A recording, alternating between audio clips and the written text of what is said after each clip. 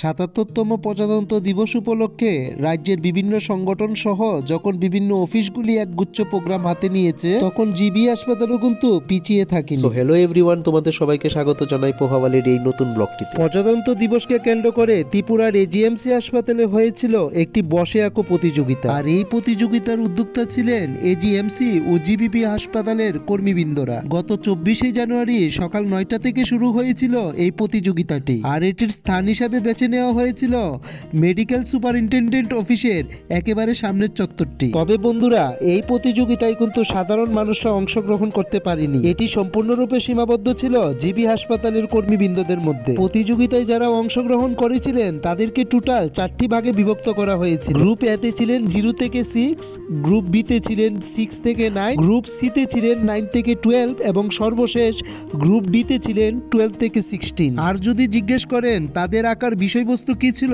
তাহলে গ্রুপ এ এর জন্য ছিল যেমন খুশি তেমন, গ্রুপ বি এর জন্য ছিল চিড়িয়াখানার দৃশ্য বা মেলার দৃশ্য, গ্রুপ সি এর জন্য ছিল প্রজাতন্ত্র দিবস বা বিকশিত ভারত, আর সর্বশেষ গ্রুপ ডি এর জন্য ছিল রক্তদান বা তোমার দেখা হাসপাতাল বা ওয়ার্ড। তো যাই হোক বন্ধুরা, এই অনুষ্ঠানটির পুরস্কার বিতরণ হবে আগামী 26শে জানুয়ারি, অর্থাৎ আগামীকাল। আর আগামীকাল সকাল 6:45 থেকেই শুরু হবে এই অনুষ্ঠানটি। অতিথি আপ্যায়নের পর জাতীয় পতাকা উত্তোলনের মাধ্যমেই হবে অনুষ্ঠানটির শুভ সূচনা। আর অনুষ্ঠানটিতে উপস্থিত থাকবেন প্রিন্সিপাল ইনচার্জ ডক্টর বিপ্লব নাথ, আর থাকবেন chief medical superintendent doctor Tapan Majumdar, সাথে থাকবেন মেডিকেল সুপারিনটেন্ডেন্ট ডক্টর বিধান গোস্বামী, আর ওনার সাথে থাকবেন ডেপুটি মেডিকেল সুপারিনটেন্ডেন্ট সহ আরএমও। আর এই ইনফরমেশনটা তোমাদের কেমন লাগলো সেটা কিন্তু অবশ্যই জানাবে। আর ফ্যামিলি ব্লগের পাশাপাশি এইরকম ইনফরমেশন পেতে আমাদের চ্যানেলটি কিন্তু অবশ্যই ফলো করে রাখবে। তো বন্ধুরা, আজ এই পর্যন্তই রাখলাম, দেখা হবে পরবর্তী ভিডিওতে। বাই।